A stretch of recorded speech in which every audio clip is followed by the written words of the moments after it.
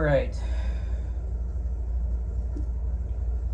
Moving on to this next lecture, we're going to be going over Aristotle's Prior Analytics, Book 1. So, in the first book of Aristotle's Prior Analytics, he constructs the theory of the syllogism.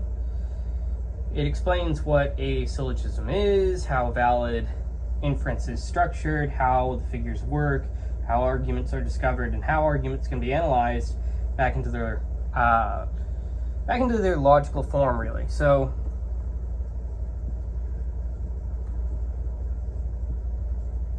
this is a quick note here. Prior Analytics, Book 1, is Aristotle's construction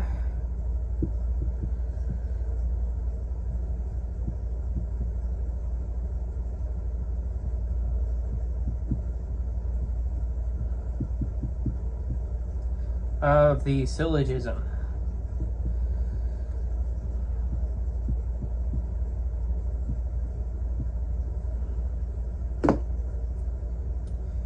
Right, now I'm going to move on to a few points here to talk about. Okay, so the first point, from terms to propositions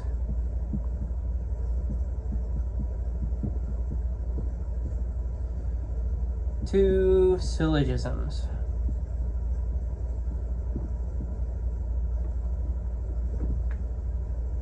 So the Prior Analytics continues the movement of Aristotle's works. If you remember, we had categories setting out the terms,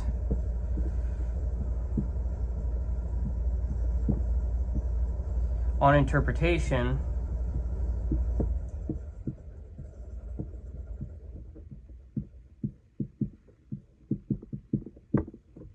setting out propositions,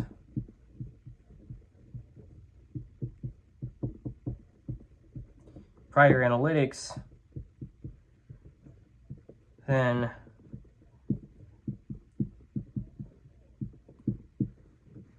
sets out syllogisms. So in the categories, Aristotle classified what can be said, and on interpretation, he explained how saying things becomes true or false. And in Prior Analytics, he explains how propositions combine so that a conclusion follows necessarily. So the syllogism, as we're going to see here, is Aristotle's basic model of valid inference. Terms combine into propositions, propositions combine into syllogisms.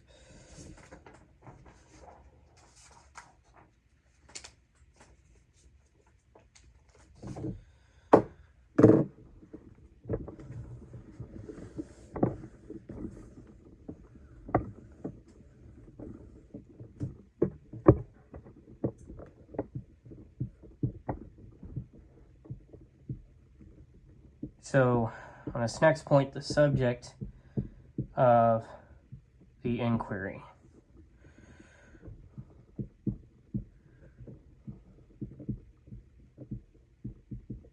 So, Aristotle begins by saying that the subject of the inquiry is demonstration, and that the faculty which carries it out is a demonstrative science. So, but before demonstration can be studied, Aristotle must first explain syllogism. Demonstration is a special kind of syllogism, but not every syllogism is a demonstration. So a demonstration, just in the casual sense of the word, is really a subset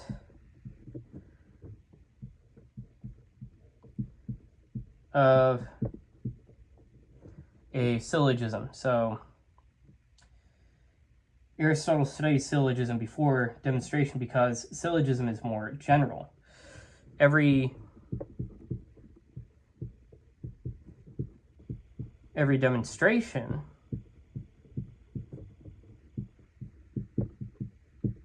is a syllogism. But not every syllogism is a demonstration.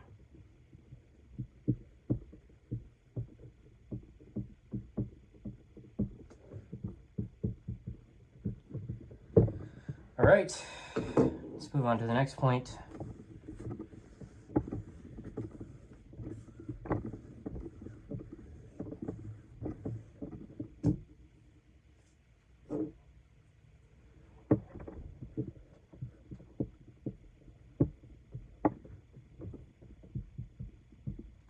Now, a premise, in this case, a premise is a sentence affirming or denying one thing of another.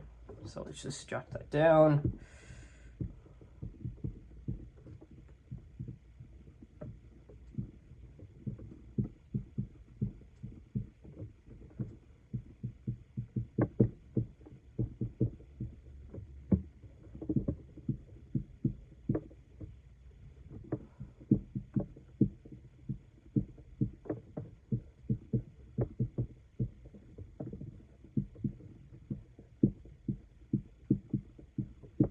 Premises may be universal, particular, or indefinite. So we have different types of premise.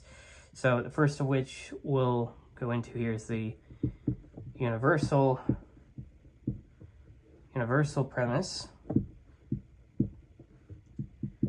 So a universal premise says that something belongs to all or none of something. So all or none. So, for example, all humans are animals, or no stones are animals.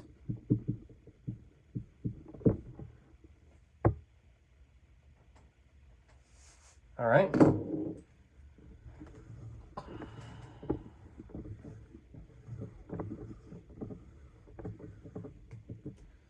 And a particular premise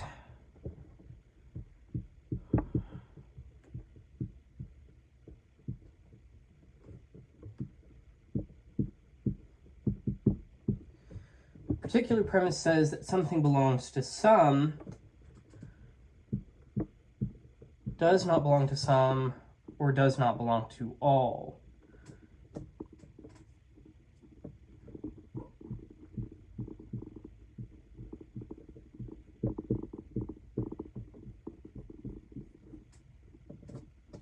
So, for example, some animals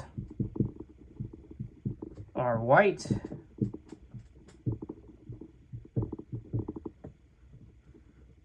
some animals are not human,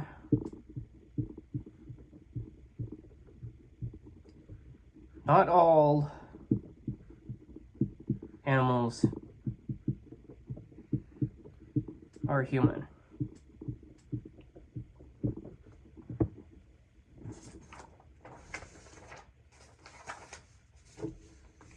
All right.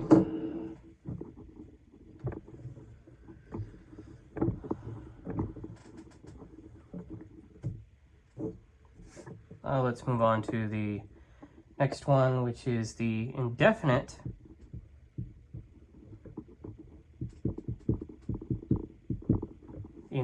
premise. So an indefinite premise affirms or denies without marking whether the statement is universal or particular.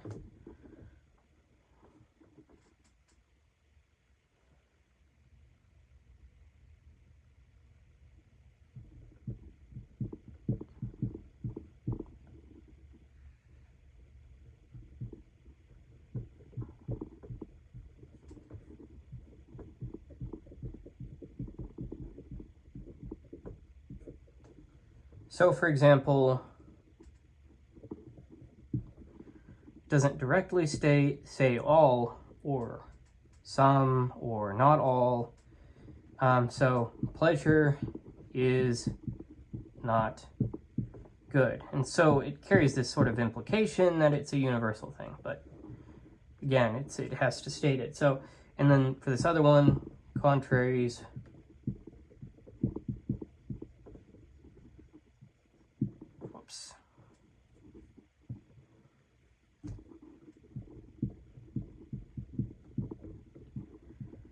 are subjects of the same science.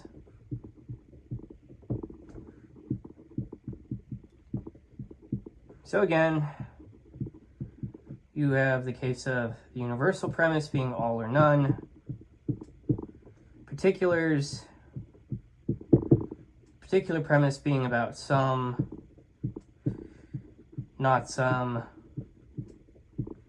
or not all, and indefinite being no explicit mark of quantity, so it's ambiguous in that sense.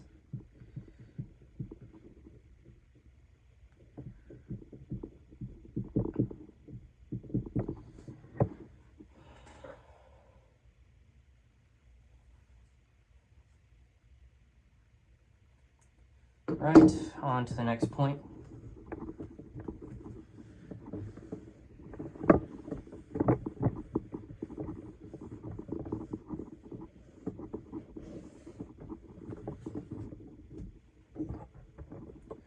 So Aristotle further divides premises into two other types, which are demonstrative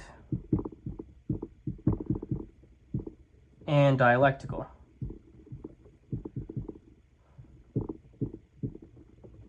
Oops.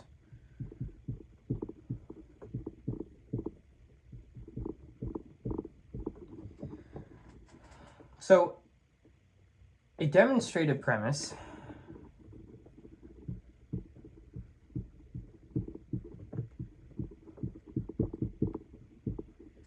is true,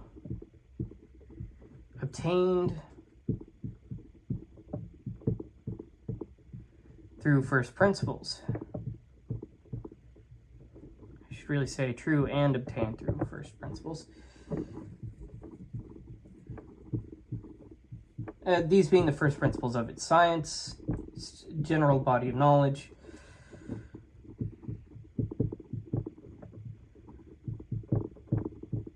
While a dialectical premise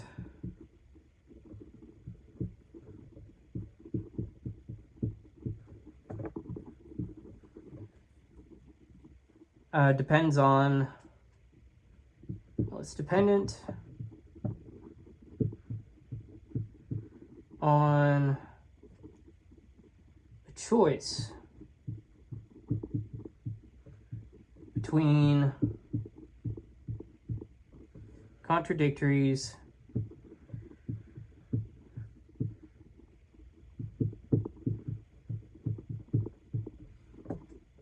dependent on a choice between contradictories and proceeds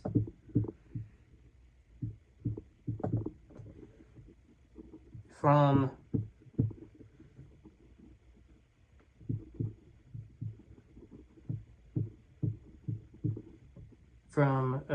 how do I say this?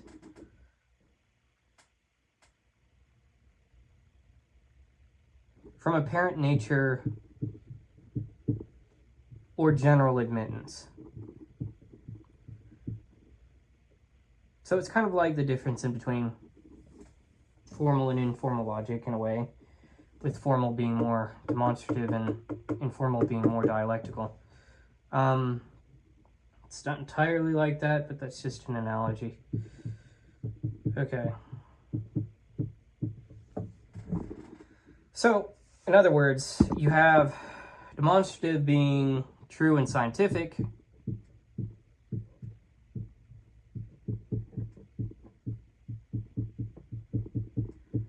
and dialectical being accepted through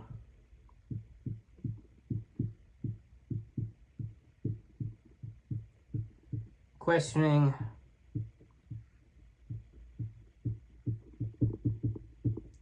or opinion, or common opinion, I should say.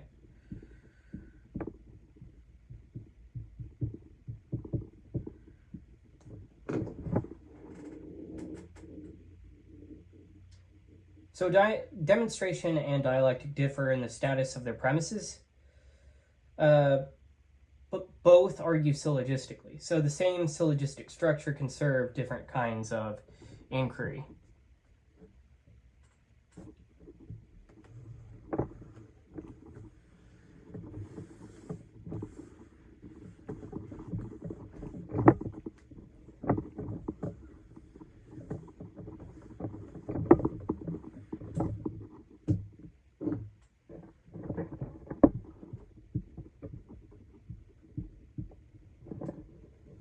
All right, for the next point, term. So a term is that into which a premise is resolved, the predicate and the subject of which it is predicated. So let's just write down. So term is equal to predicate or subject within a premise.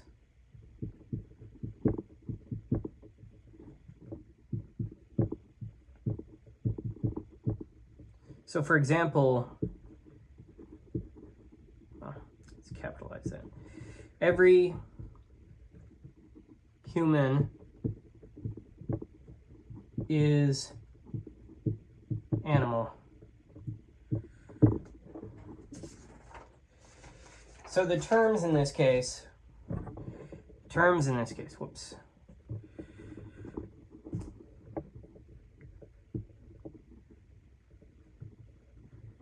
Terms are human and, well, I should just put this as a list. It's not to accidentally put and in there, even though it doesn't show up. So terms are human and animal. So a syllogism is built from terms arranged in propositions. So I'll get to more of the structure on that, but suffice to say, you have in syllogisms terms, premises,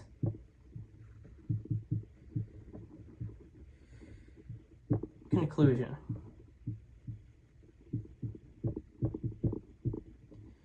All right, now we get to the crux of this lecture, which is the syllogism.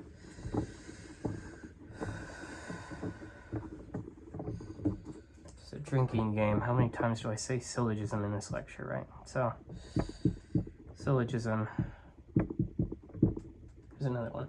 So, Aristotle's definition of syllogism is one of the central definitions of prior analytics. So, a syllogism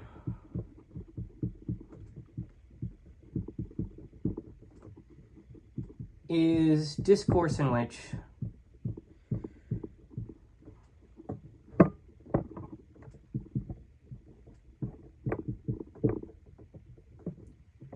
certain things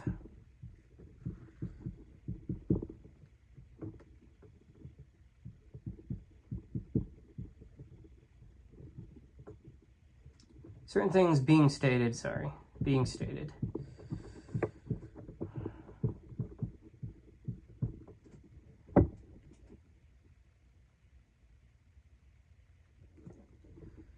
something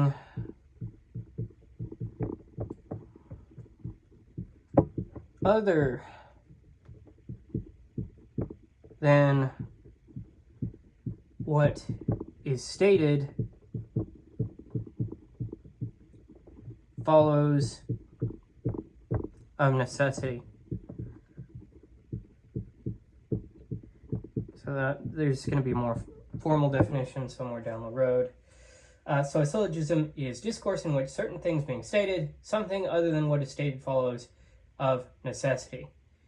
So there are two really important parts of this definition. So the first of which is the something other business, right? So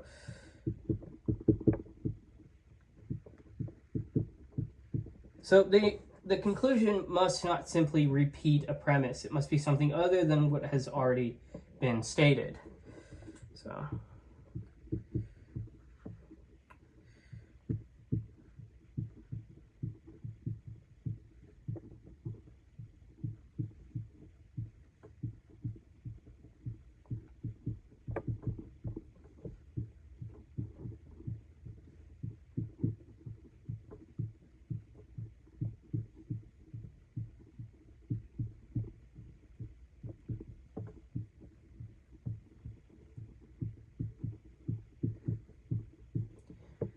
and then there's the follows of necessity part. So something other, the conclusion must be something other than what has already been stated. And then moving on to this next part, follows of necessity.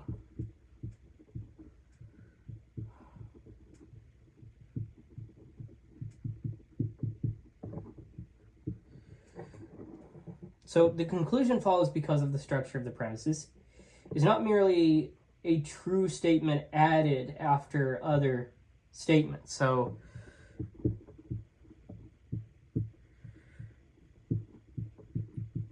conclusion is not merely a true statement added after other true statements.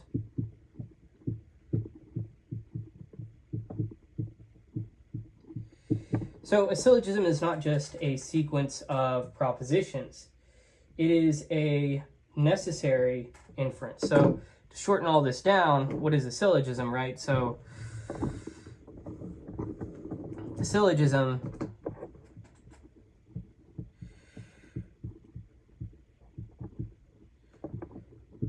is structured necessity in reasoning.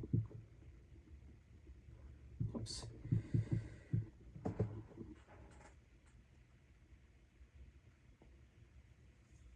So yes, going back to what I said earlier, from the terms, premises, we have conclusion. It's very like the transitive property, and so it's like you know, if A implies B, B implies C, and A implies C in a way, but not entirely like that. We'll get to more of that later.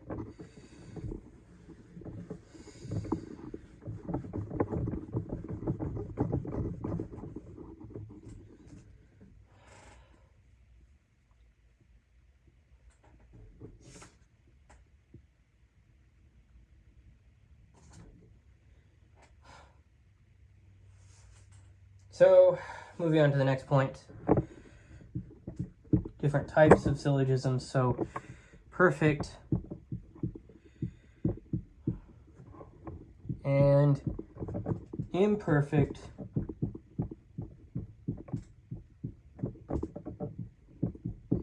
syllogisms here.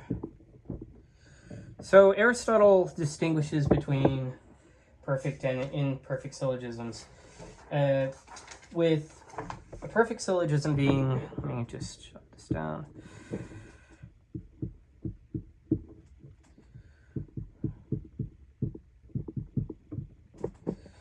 Now, a perfect syllogism needs nothing beyond the stated premises to make the necessity of the conclusion clear. So,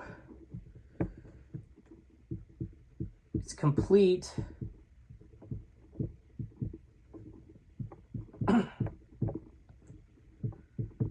from the premises as stated.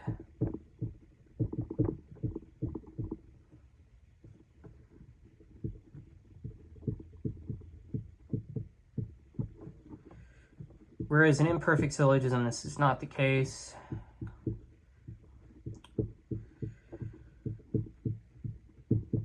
So an imperfect syllogism is valid, but it needs one or more additional propositions. to make the conclusion clear. So it's valid, but it needs completion, it needs more information. So imperfect doesn't mean invalid. It means that the syllogism must be completed or reduced to a clearer form.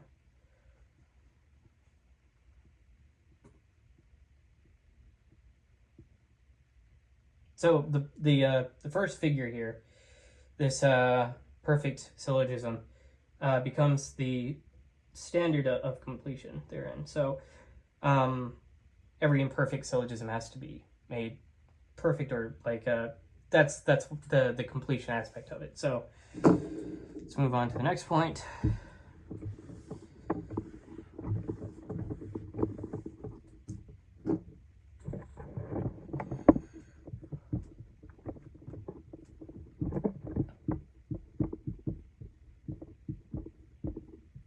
Predicated of all and predicated of none.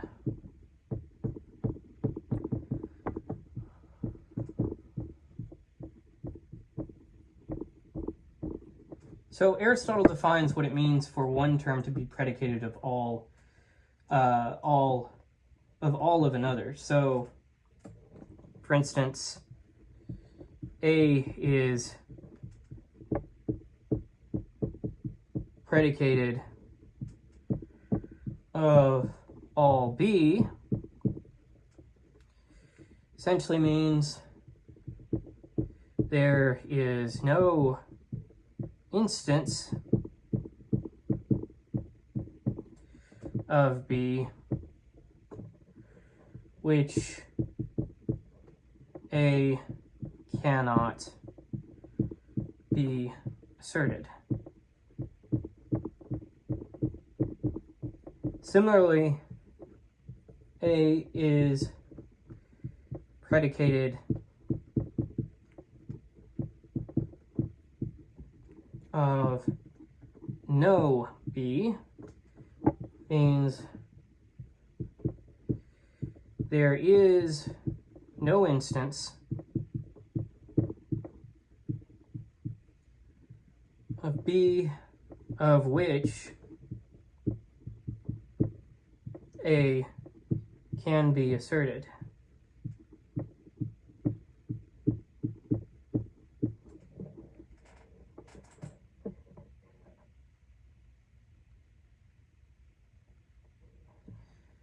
So, to put this more succinctly, A belongs to all B, corresponds to every B is A, and see, do I have enough room? So, also saying, let me just erase this.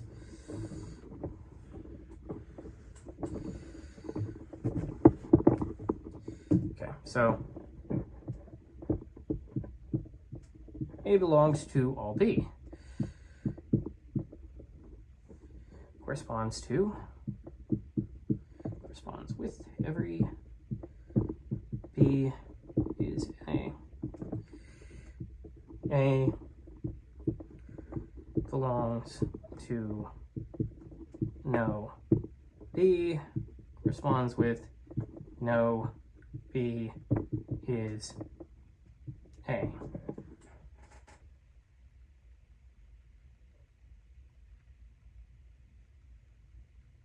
All right.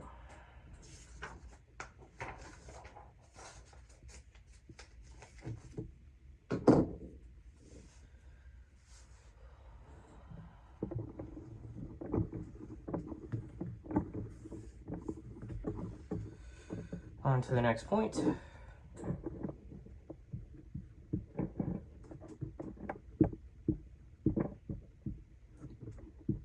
Conversion of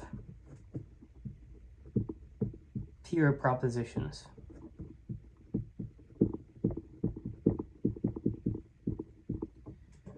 So before Aristotle gives more figures, he explains conversion. So conversion is the rearrangement of subject and predicate while preserving a valid consequence.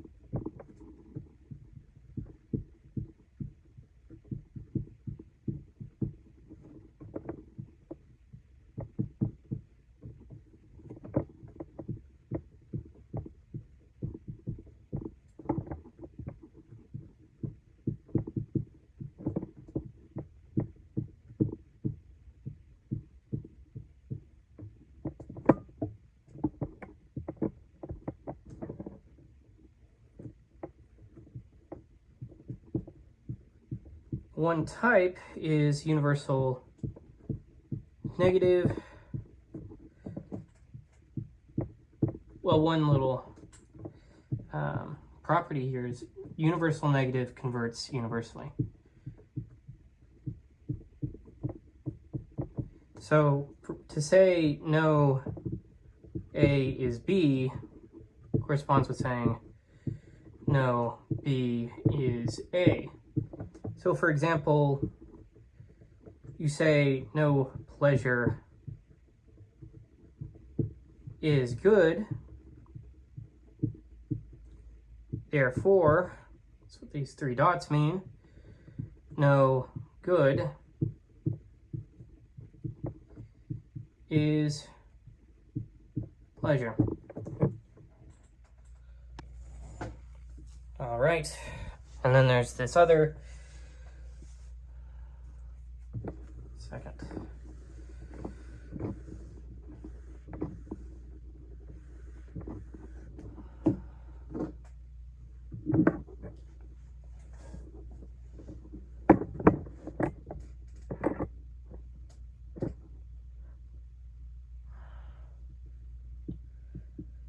There's this other instance in which the universal affirmative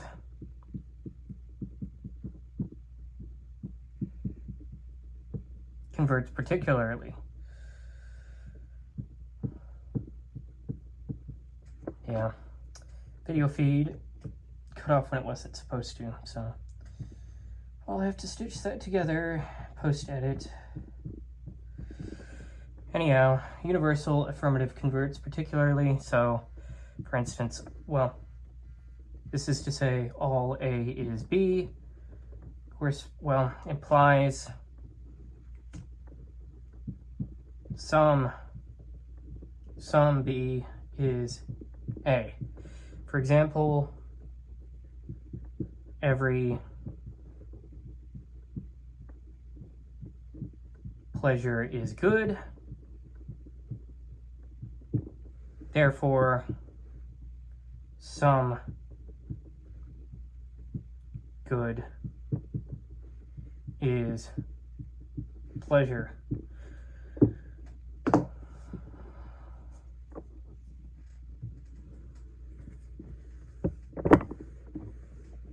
On to the next instance.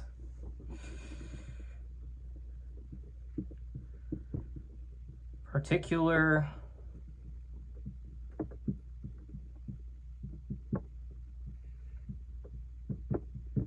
affirmative converts particularly.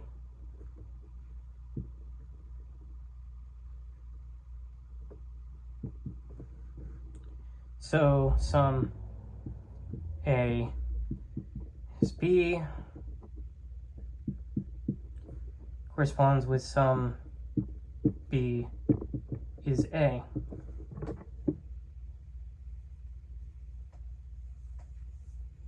For example, some pleasure is good, therefore some good is pleasure, right?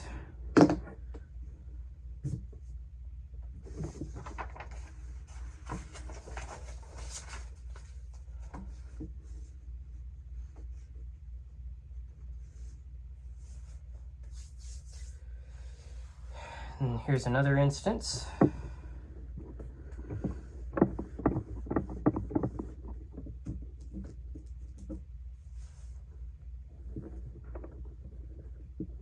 Particular negative does not convert.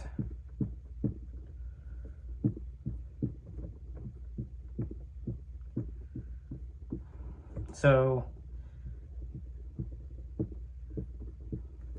sum A is not B does not imply sum B is not A in this case. So for example, some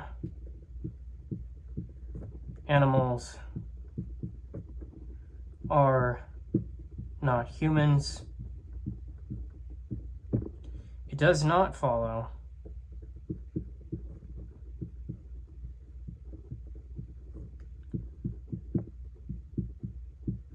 that some humans are not animals.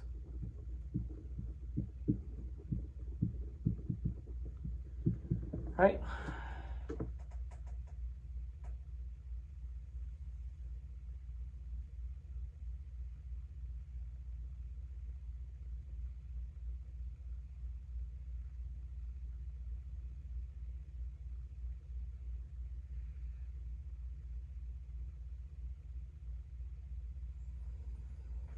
So, to sum up,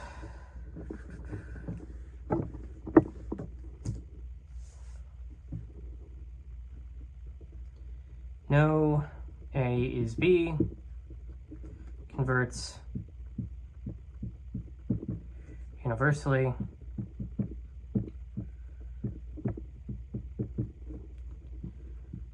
All A is B converts particularly.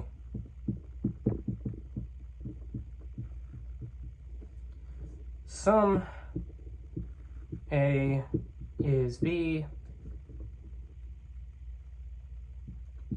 converts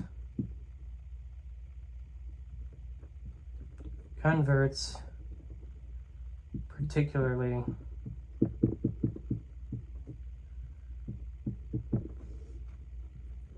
Some A is not B does not convert. So conversion is crucial because Aristotle uses it to reduce imperfect syllogisms to perfect syllogisms. So conversion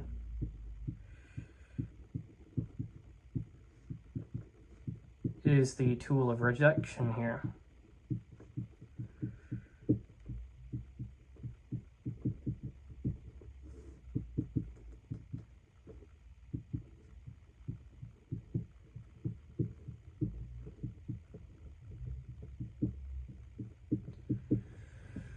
Okay.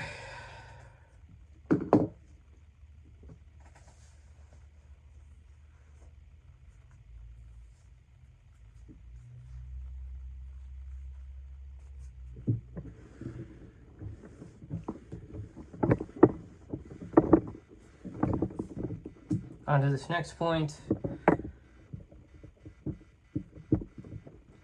the middle term.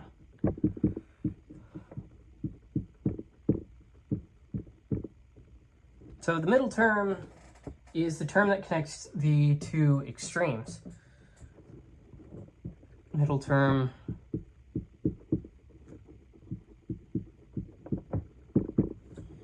is equivalent to the connector.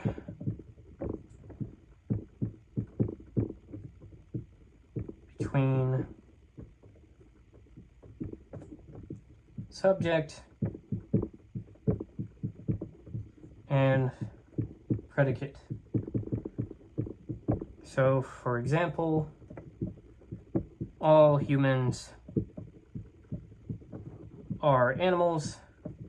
Here we get closer to the crux of this. So, all Greeks are humans. Therefore, all Greeks are animals. So the middle term here is humans. It connects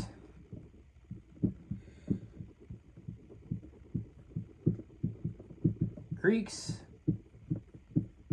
and animals.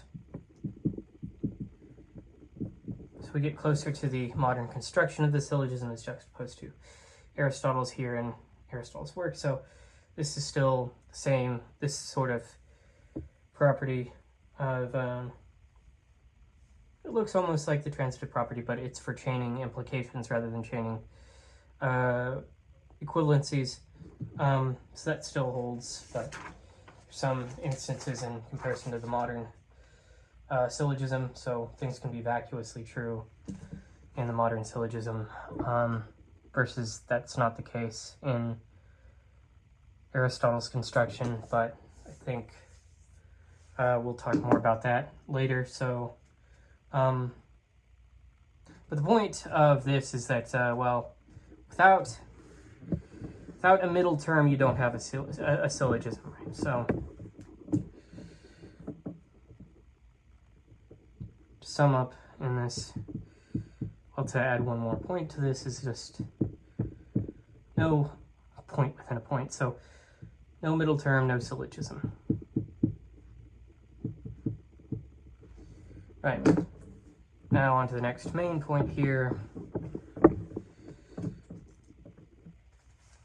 The first figure. So I've been saying figure on and off sort of throughout this lecture, and the reason why is because Aristotle refers to these things as figures, so which are basically just these constructions, which, I mean, they fit the definition of figure. So the first figure is the clearest and most important syllogistic figure. In the first figure, the middle term stands between the two extremes. The major term is predicated of the middle, and the middle is predicated of the minor. So A belongs to all B, B belongs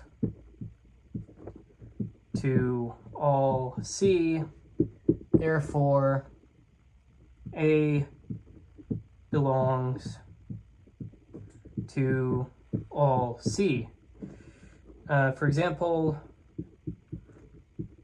all humans are animals, like it's basically the same example as before, but all animals are humans. Whoops, two L's.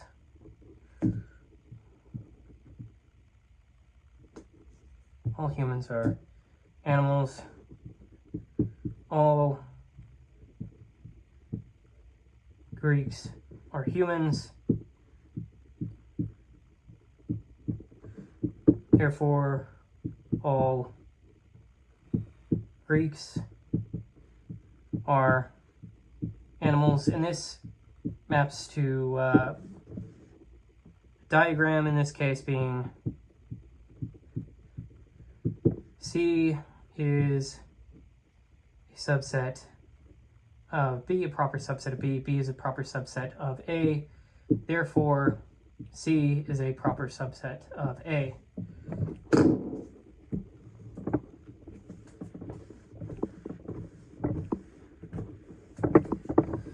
So, the first figure is perfect because the necessity of the conclusion is evident from the premises themselves.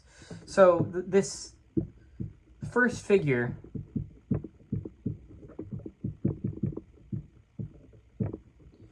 is the model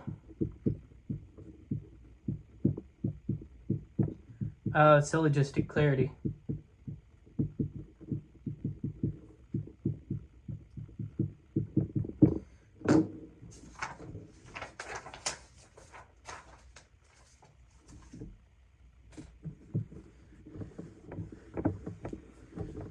Next point is to sort of typeset things with reference to the first figure. So, first figure conclusions.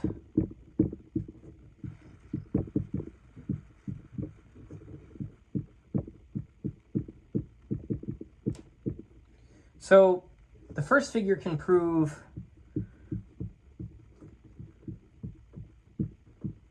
all four basic kinds of conclusion.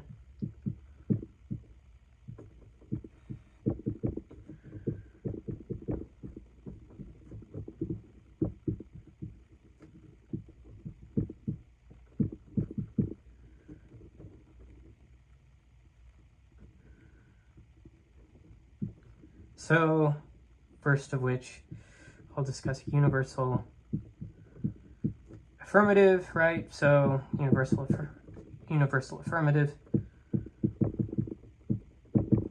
All C is A.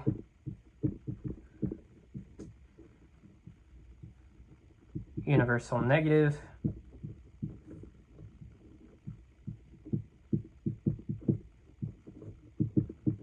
No C is A. Particular affirmative.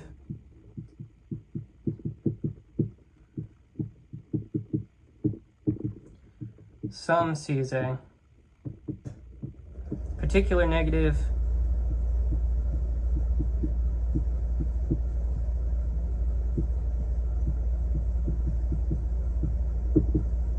Some C is not A.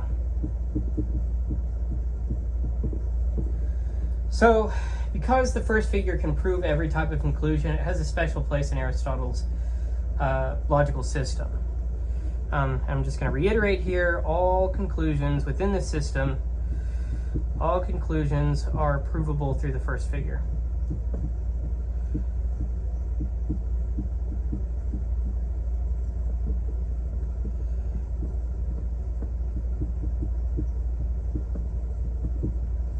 All right, now let's move on to the second figure.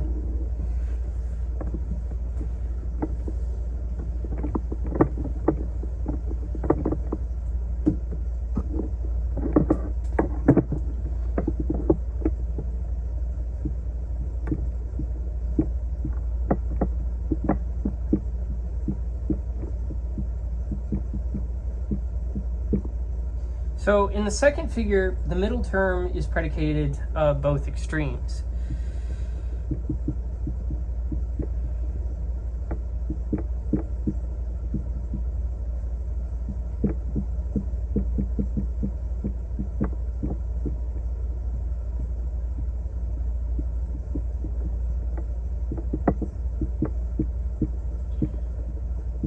So say M belongs to no N, M belongs to all O, therefore N belongs to no O.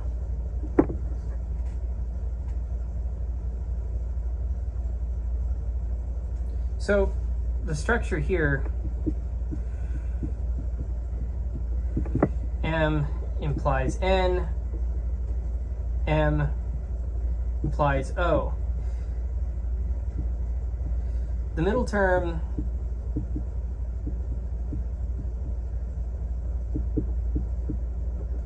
stands outside the extremes and is predicate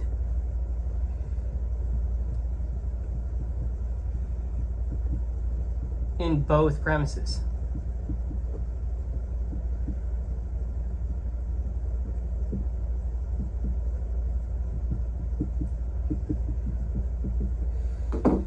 Right, so let me just show an example here.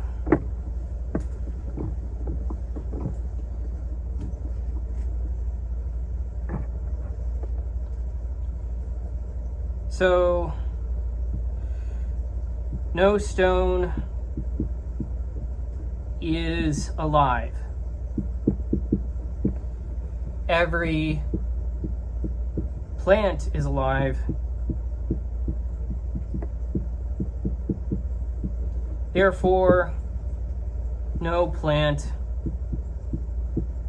is a stone.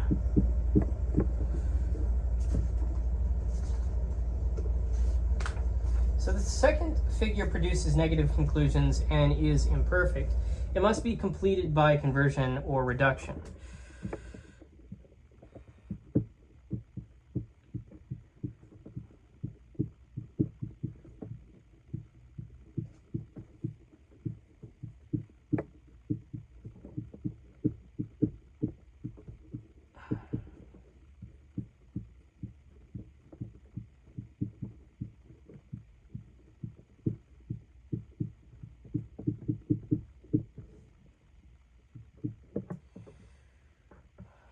So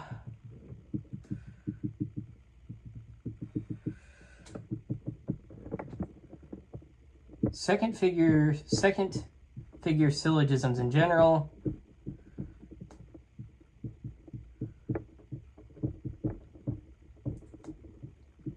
depend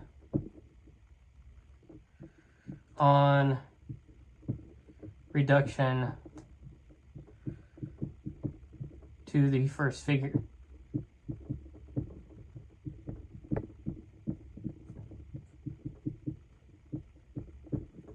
And there is yet another figure, which is the third figure. These are kind of similar in construction to the modern day like modulus pons and whatever it's... There's like different names of different sort of syllogistic structures that we use nowadays that are Latin. So this next one, the third figure. So in the third figure, the middle term is subject to both predications. So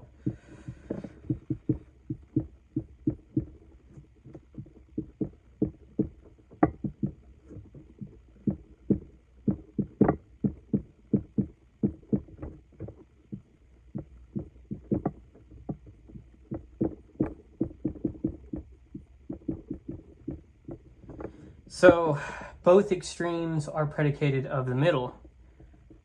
So here's the diagram. P belongs to all S. R belongs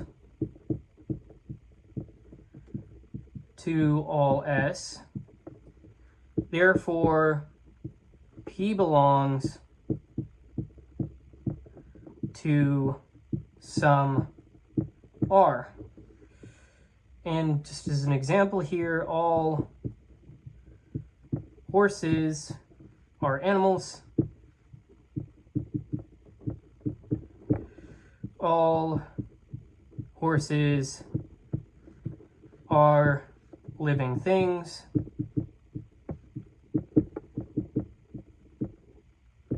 Therefore, some living things are animals.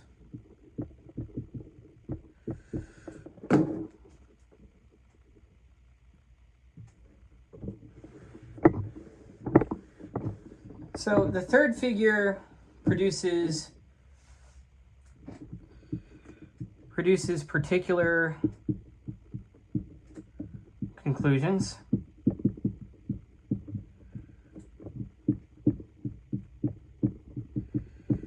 It cannot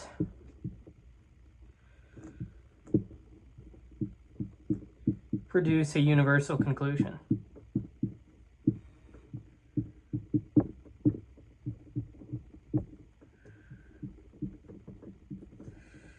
So The third figure shows that shared predication yields particular connection.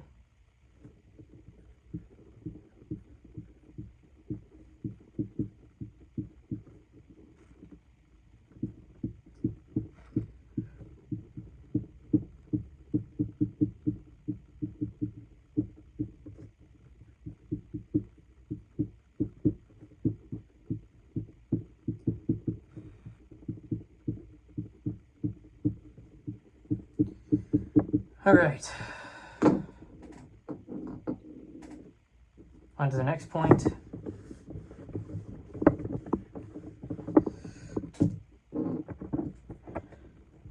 Point 15 here.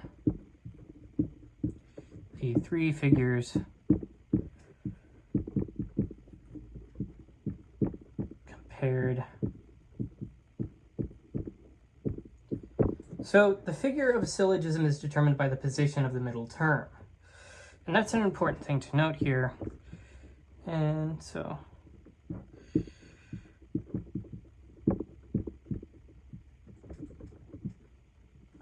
oops.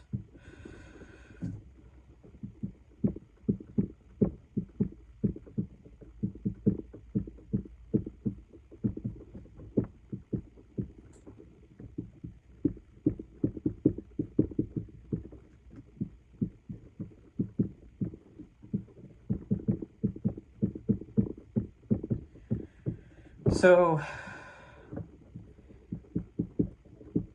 let's go ahead and make a little chart here. I need a whole bunch of space, so hopefully this is enough space. So figure first, second, third,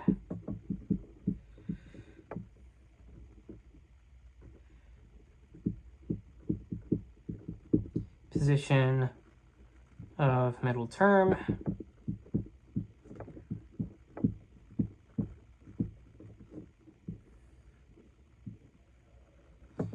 so for the first figure, well, okay, and then I'll put typical role back here.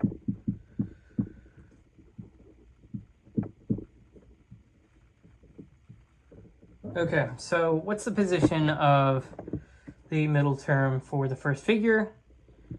Well, we have subject once, predicate once,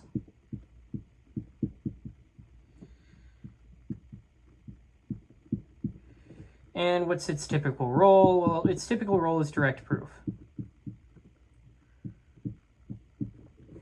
For the second type, we have predicate, it's the position of the middle term predicate in both premises.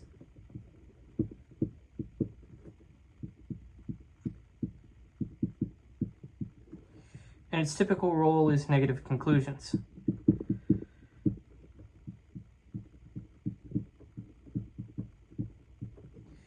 Okay, and then for the third, position of the middle term, subject in both premises,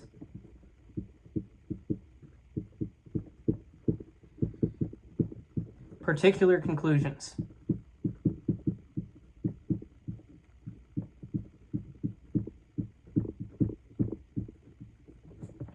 All right.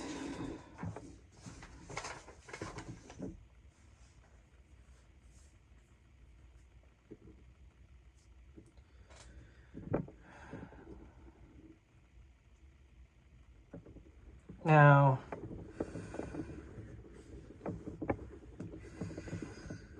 let's move on to the next point, which is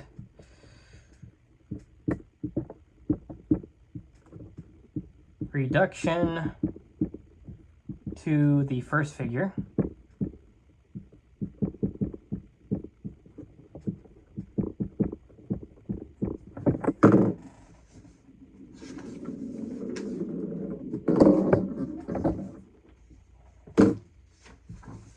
So let's see here.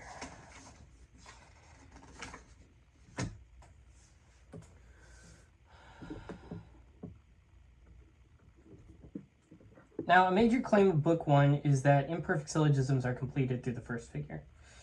So,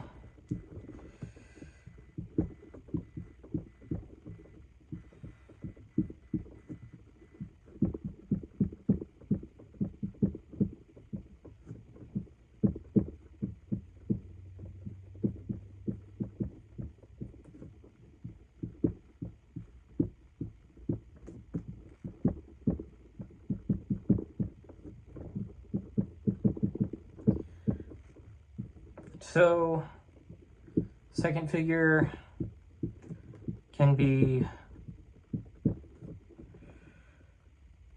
made into the first figure.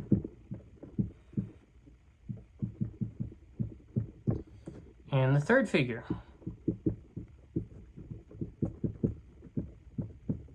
can be made into the first figure.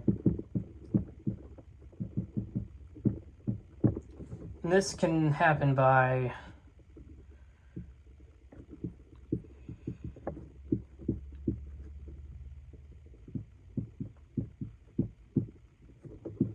conversion, which we've already discussed, exposition, and reductio ad impossibile.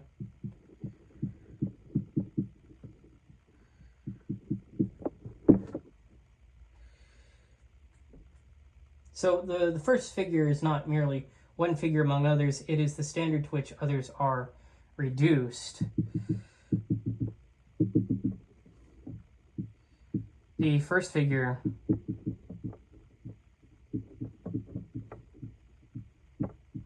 perfects the imperfect figures.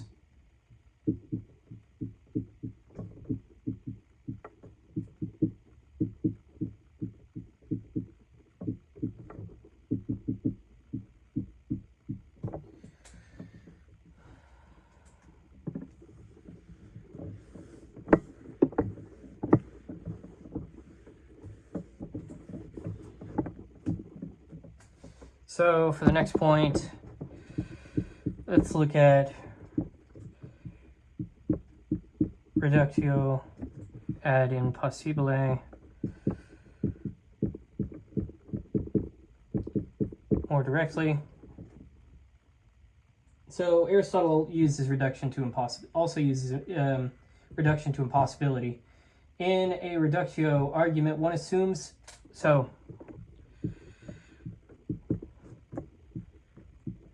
I should note this down. In a reductio argument, one assumes the contradictory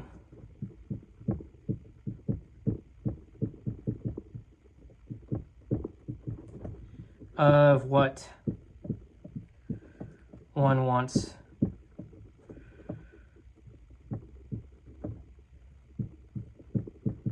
to prove. And if an impossibility follows, so it's, yes, so this is where we get sort of the proof by contradiction.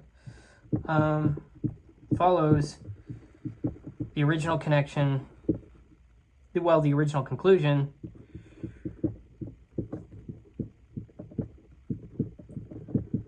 is established.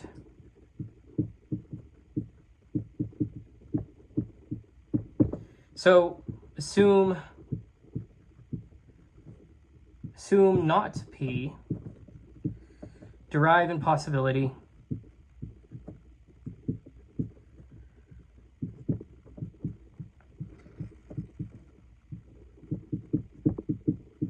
therefore P. Now, even arguments by impossibility depend on syllogistic structure.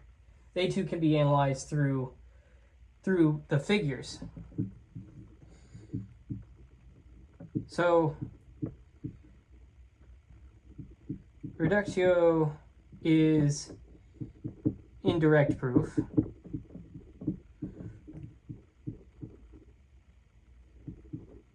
But it still relies on syllogistic necessity.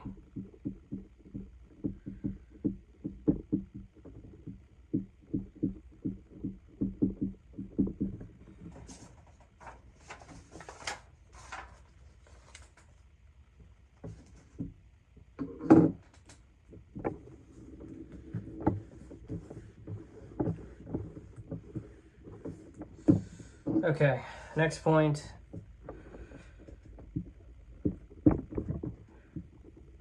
modal syllogisms. So a large part of Book 1 concerns modal syllogisms. Aristotle distinguishes premises according to whether something let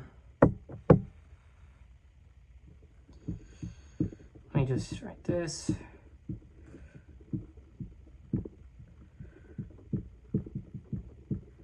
According to whether something belongs necessarily,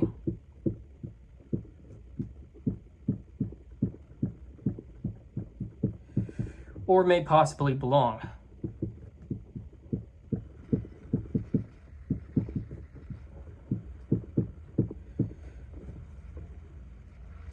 So this is reflected in 3 modes of attribution.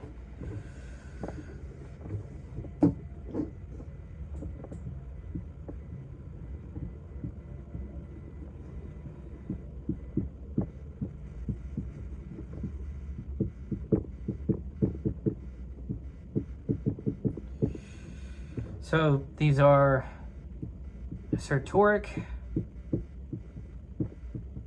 so is/belongs, necessary,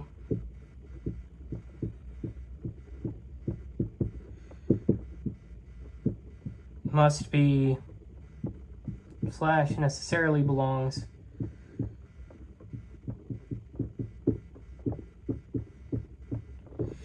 and problematic, so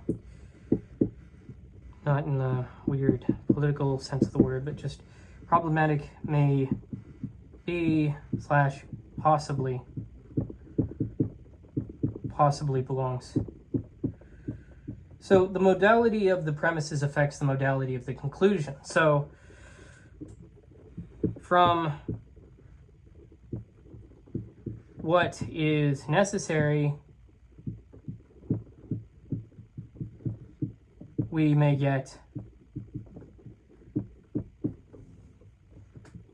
a necessary conclusion.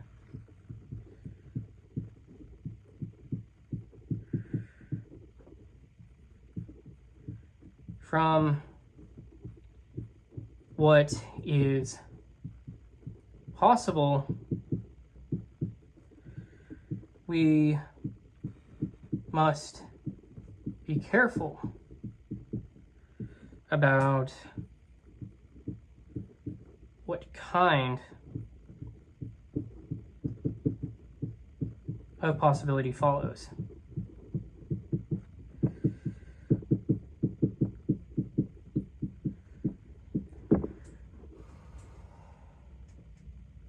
So I should just note this up here.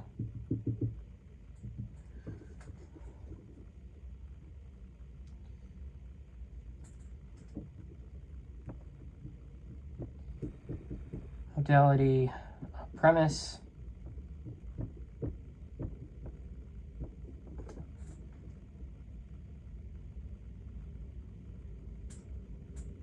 Affects modality of conclusion.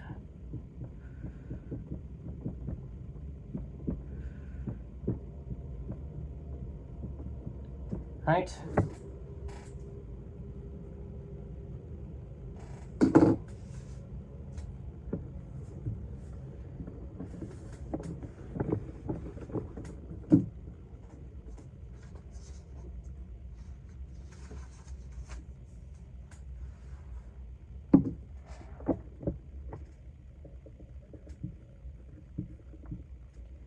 So let's look at necessary premises. So Aristotle says there's a little difference between syllogisms from necessary premises and syllogisms from simple assertoric premises, so long as the terms are arranged in the same way. The main difference is that necessity is added to the conclusion when the appropriate premise is necessary. So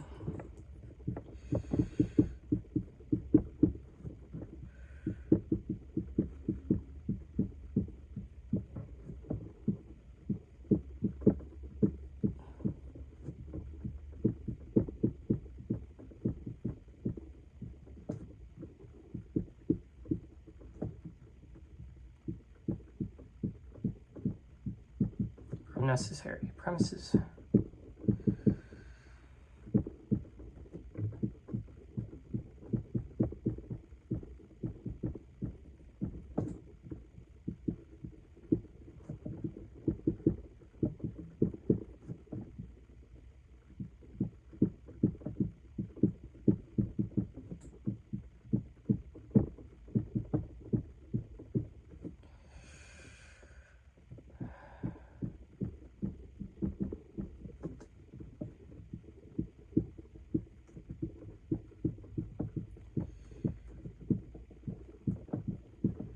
And this, of course,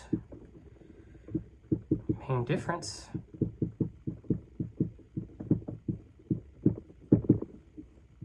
necessity is added to the conclusion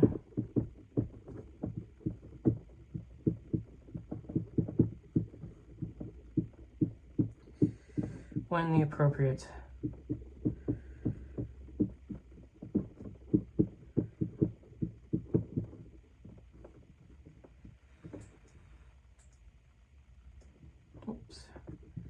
premise is necessary.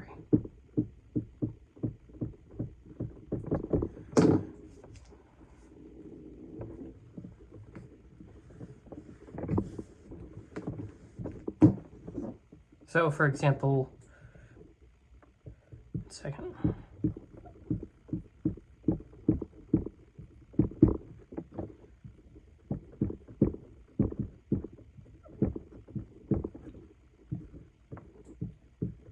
all humans are necessarily animals.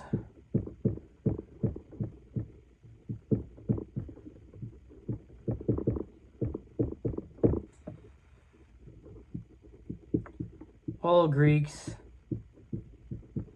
are humans. Therefore, all Greeks are necessarily animals.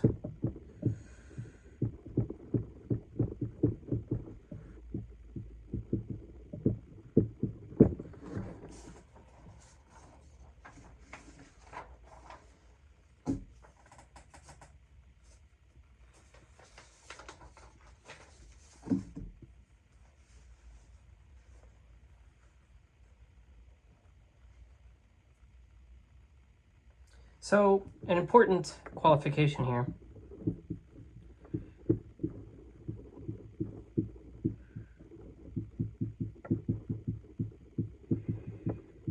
is that if only the minor premise is necessary, the conclusion need not be necessary.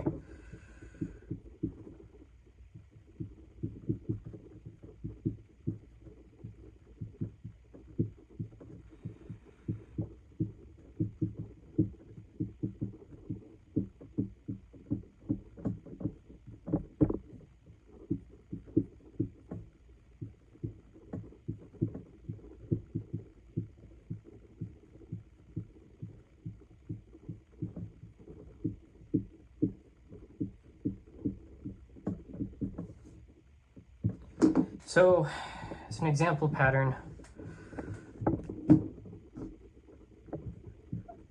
A belongs to B,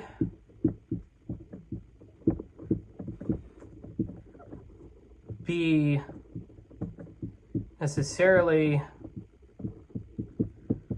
belongs to C. It doesn't follow,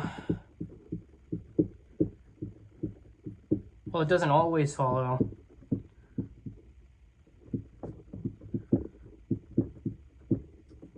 that A necessarily belongs to C. So necessity usually follows the major terms relation to the middle. So a necessary minor premise alone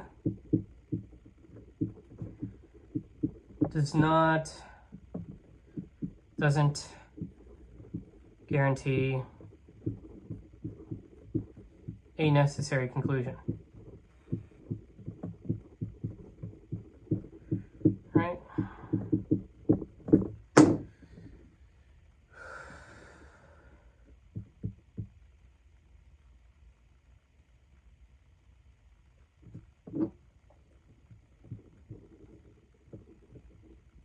I'll just say as necessity usually follows the major terms relation to the middle.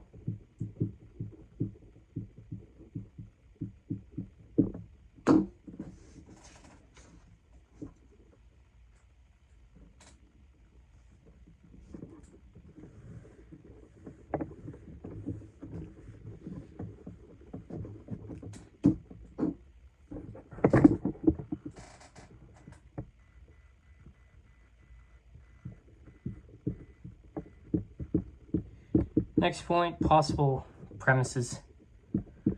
Vacate the premises immediately. Okay, so Aristotle defines the possible as that which is necessary, but being assumed results in nothing impossible. So possible as not necessary, but not impossible.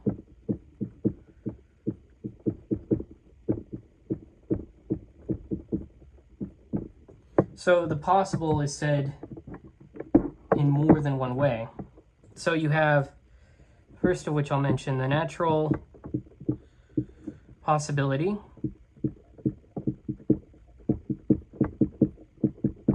So some things happen generally or naturally, though not necessarily.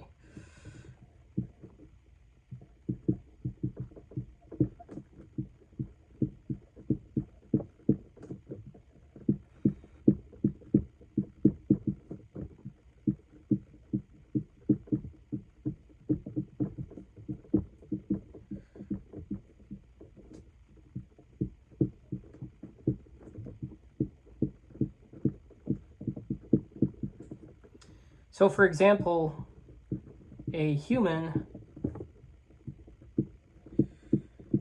grows gray, right? And for the next one, the next type, indefinite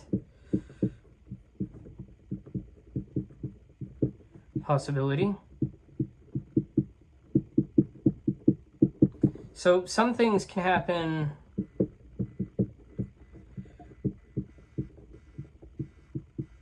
either way.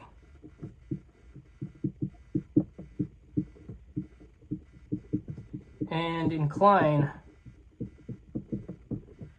no more to one side than the other.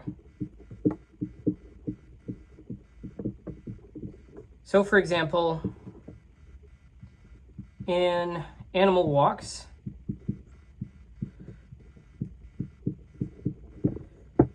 an earthquake occurs while it walks, and the animal is your mom. No. That's terrible. Okay. An animal walks, an earthquake occurs while it walks. See?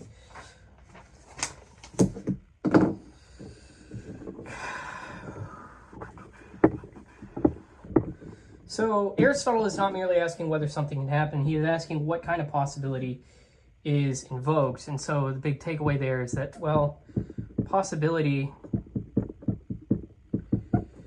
is not one simple notion.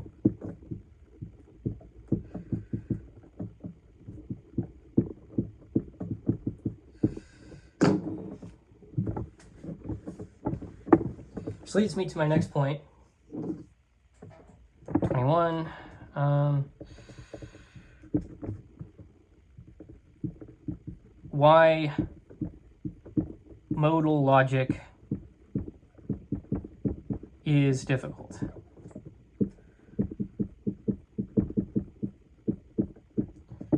So without modal syllogisms, the placement of necessity and probability, well, with modal syllogisms, the placement of necessity and possibility matters. So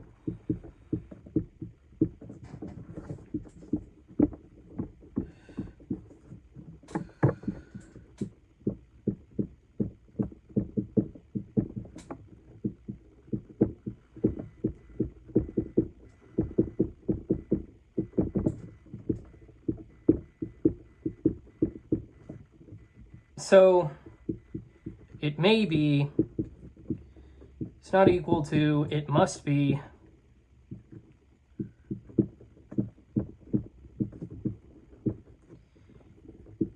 It may not be. It's not equal to, it cannot be.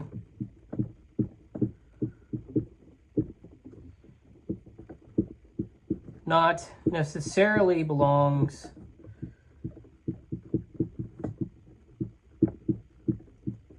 It's not the same as necessarily does not belong.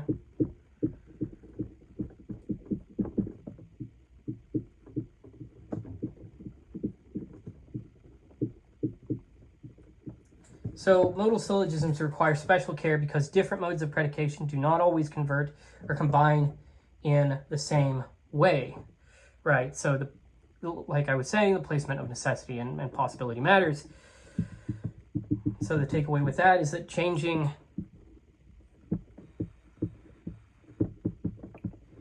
the modality changes the inference.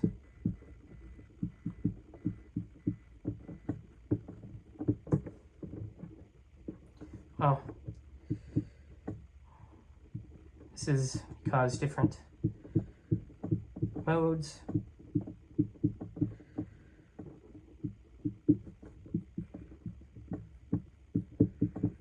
of predication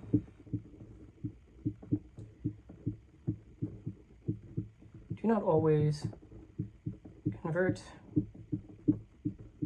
or combine the same way.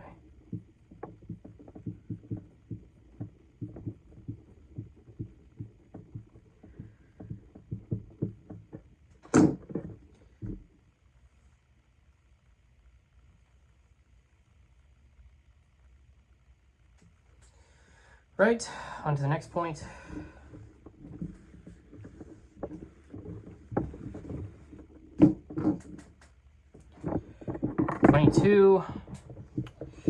And that is discovery of arguments.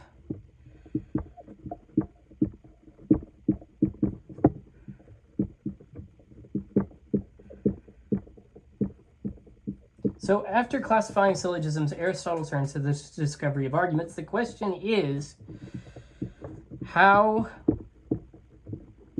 do we find the premises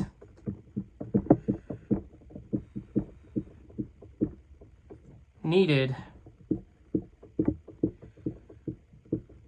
for a syllogism? Now the answer is find the middle term.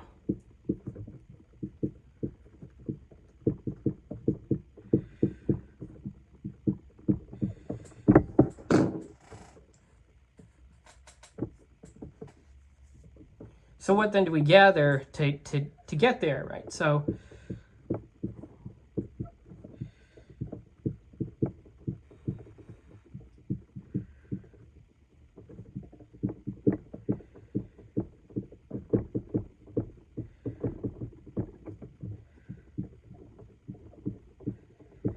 for the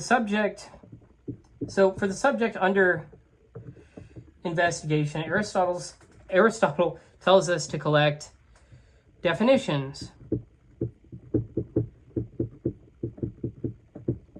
properties,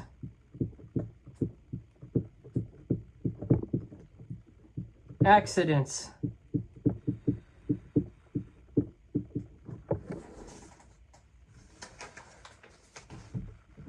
What follows from the subject?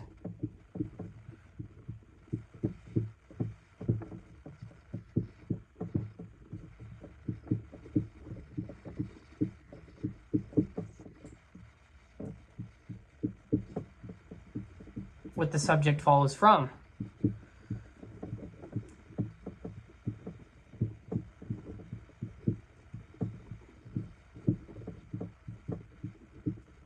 And what cannot belong to the subject.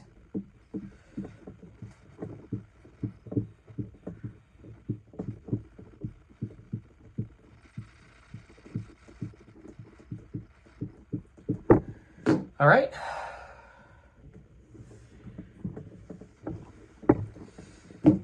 So we have the subject itself. We collect to proceed. So definitions, properties, accidents.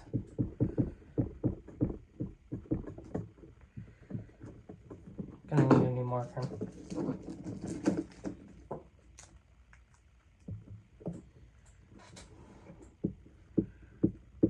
What follows? What it follows? What cannot belong?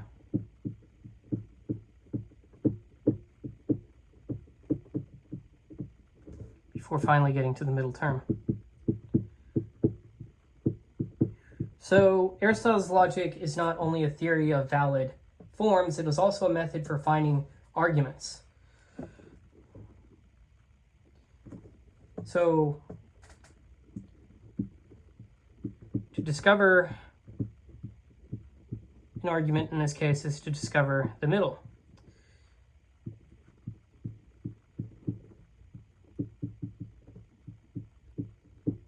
Well, to discover an argument, discover the middle.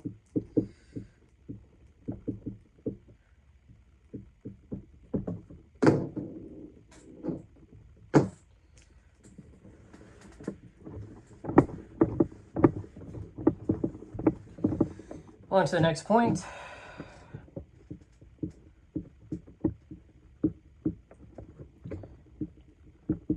The middle term as cause of inference. So in a syllogism, the middle explains why the extremes are connected. So we have ourselves the major term,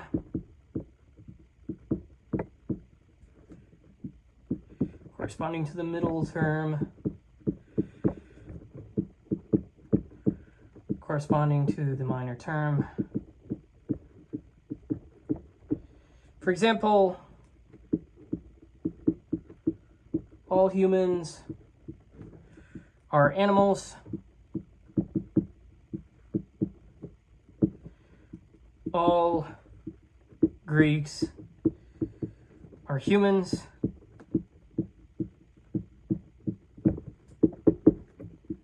All Greeks are animals.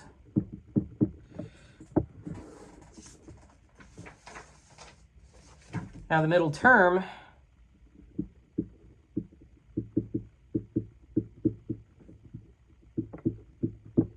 is human. It explains why Greeks fall under animal.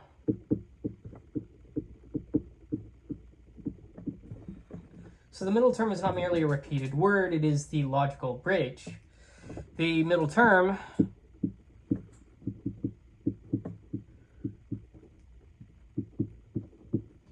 makes the conclusion necessary.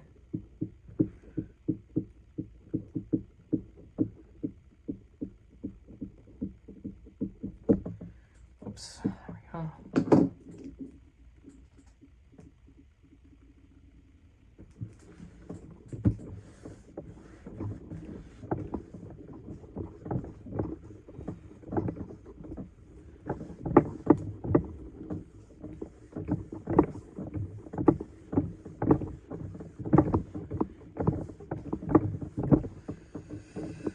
All right.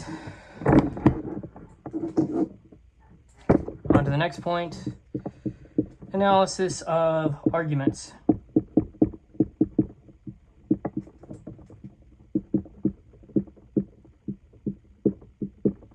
So Aristotle then turns to the analysis of arguments into figures and moods. So to analyze an argument, we must first find the conclusion.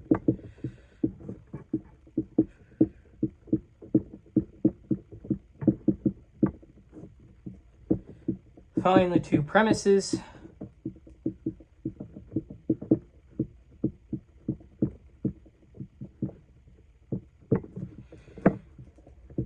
Remove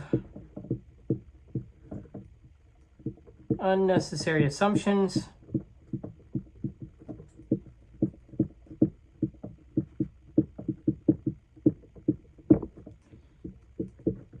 Supply missing necessary assumptions.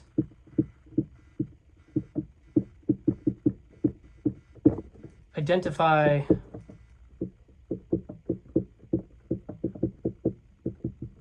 the terms. Find the middle term.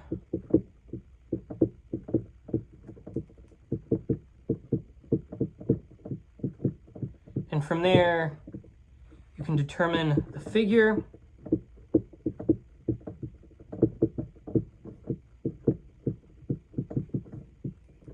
And finally, check the quantity and quality of the premises.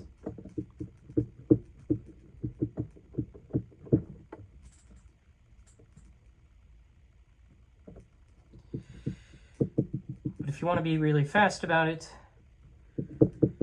find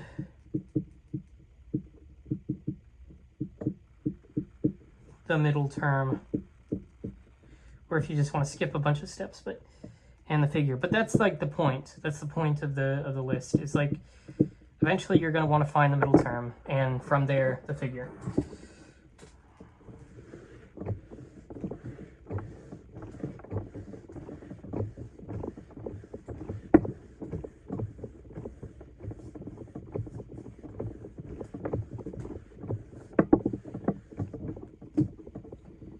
Okay, 25.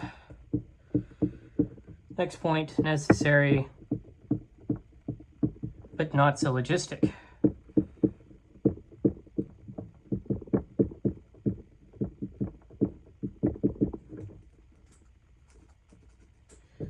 Okay. Aristotle warns that not everything necessary is a syllogism.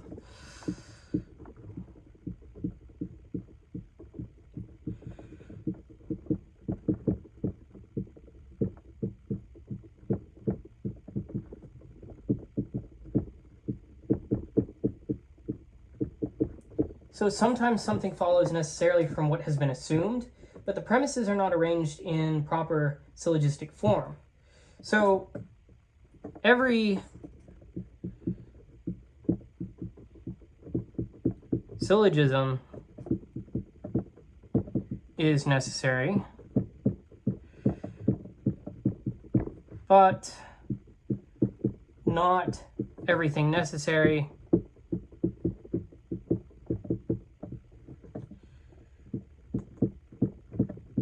is a syllogism.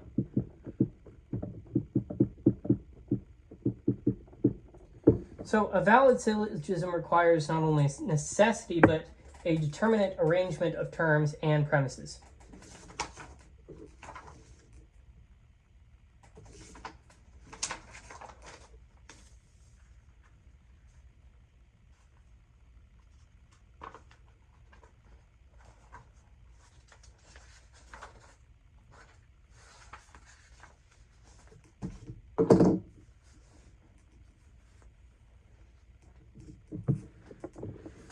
I'm going to get a little more specific on a point that I addressed earlier, which is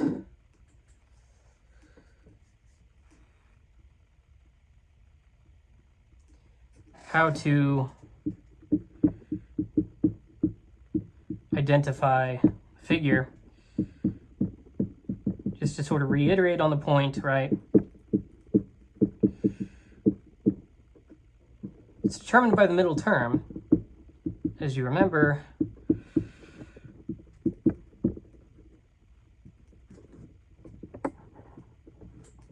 So for first, the middle term, we have predicate in one premise, subject in the other,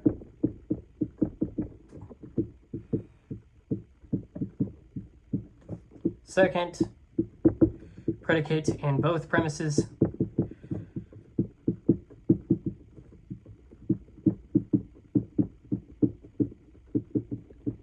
third, subject in both premises. Let's keep that in mind. Just to sort of reiterate on that. And there's a... So the same conclusion may be approached differently depending on how the middle term is positioned, as we know. So you have that, and so that's rather structured and whatnot. But then there's this notion of division, and division is much weaker. So division as a weak syllogism. So Aristotle criticizes the method of division. He says division is like a weak syllogism because it tends to assume what it ought to prove. So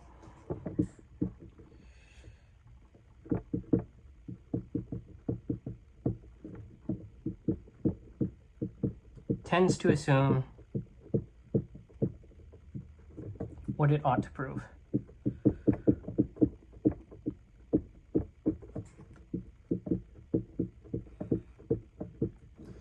So, for example, suppose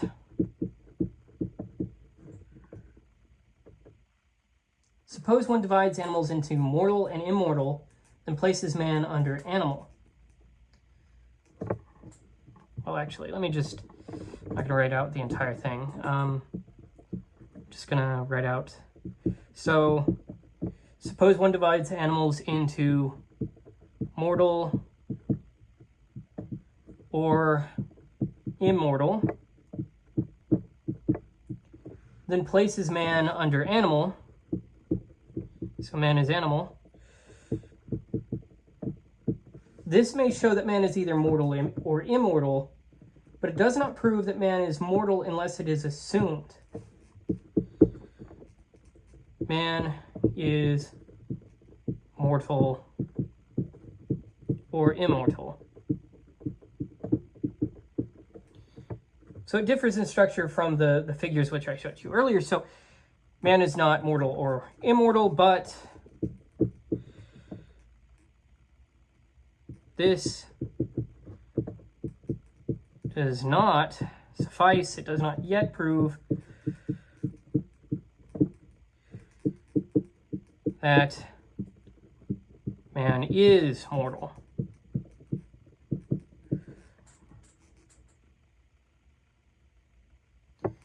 We have this occurrence where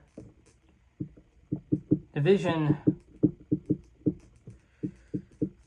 classifies,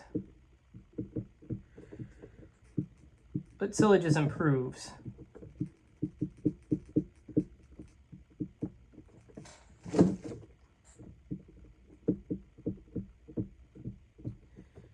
So classification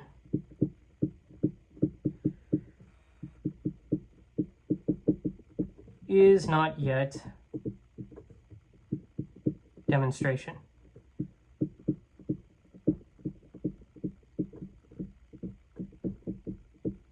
Unless that's all you wanted to show, right? So, okay.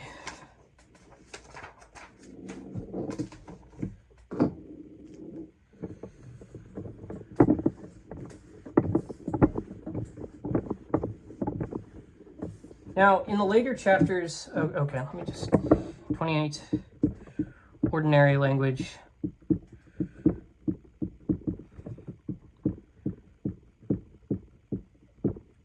And logical form.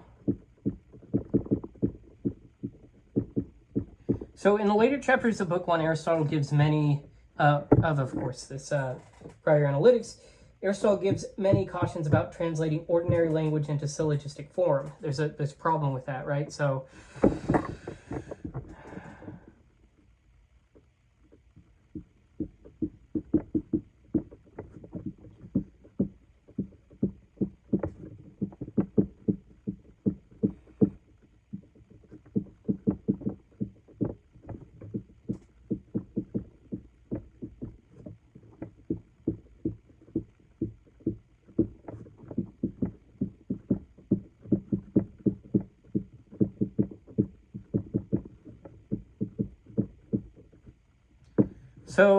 he warns that we must set out terms correctly,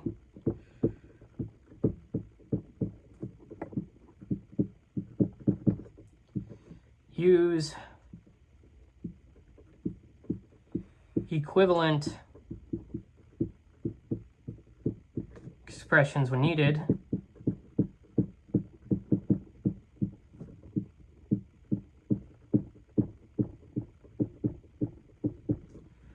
avoid being misled by grammatical form,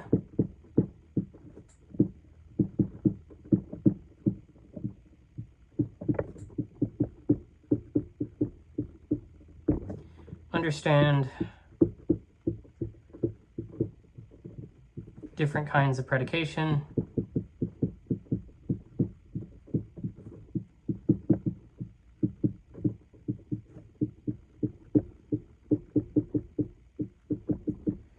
and distinguish simple from qualified predication.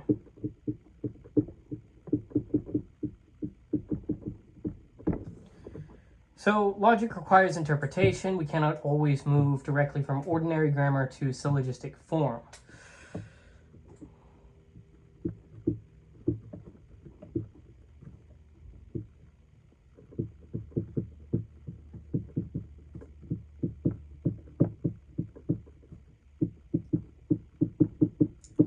Grammatical form and logical form are not always identical.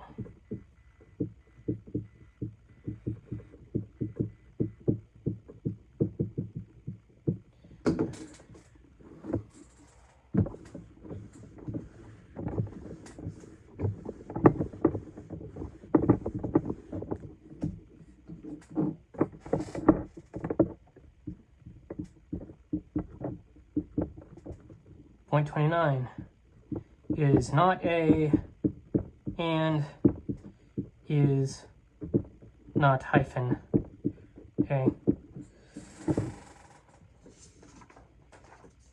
So book 1 of prior analytics ends with an important distinction.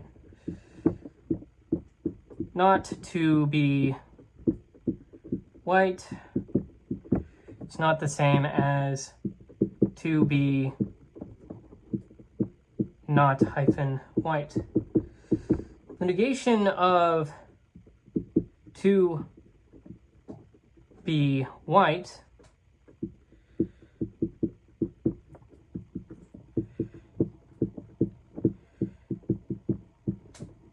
is not to be white.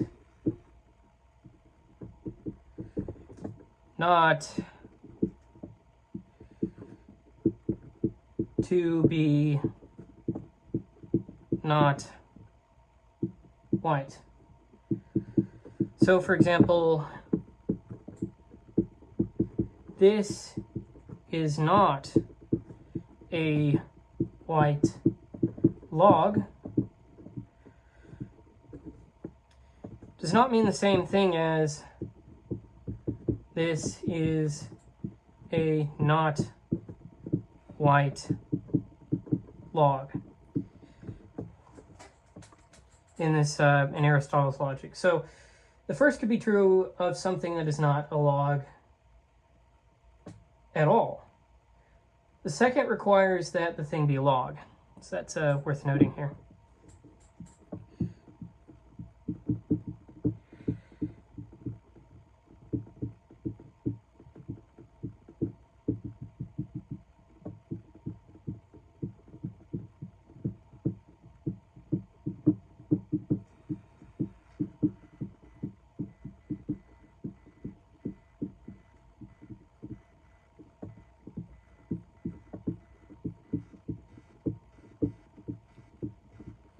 Well, the second requires the thing be a log.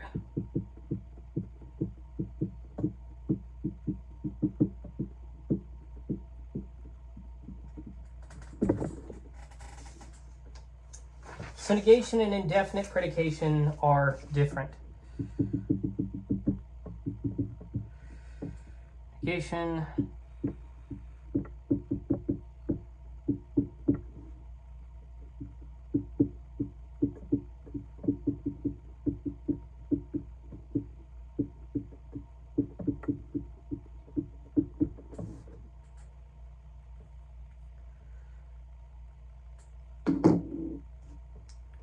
all right.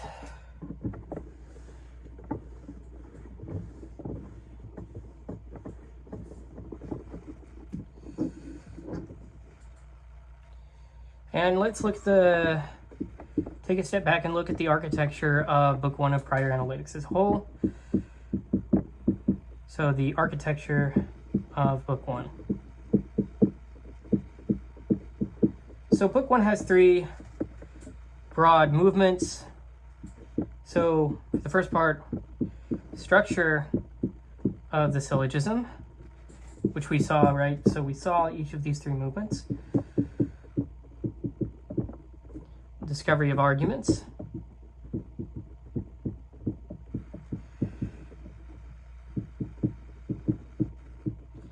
And analysis of arguments.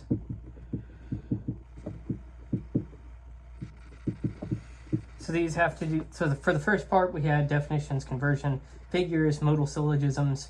For the second part, finding middle terms and premises. For the last part, reducing arguments to figures and modes.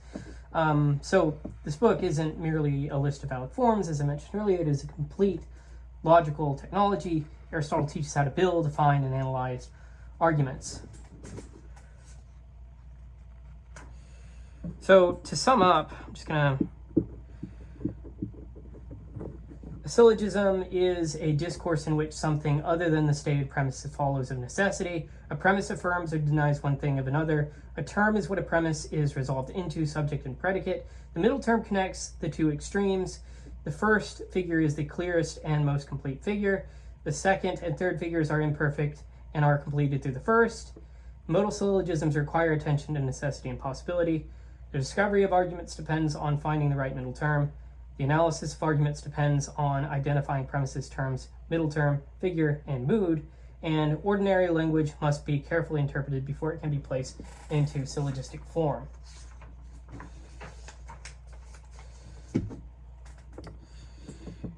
So, in the final framing of this, in Book 1 of Prior Analytics,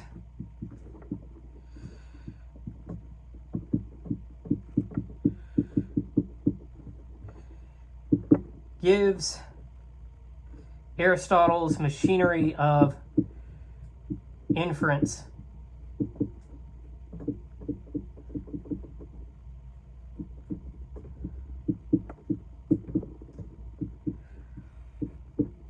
So in the categories, Aristotle classified terms, and on interpretation, he explained propositions. In prior analytics, he shows when propositions force conclusion. So a syllogism is the moment when propositions become necessary reason. And so with that, I conclude, and that is it for this lecture.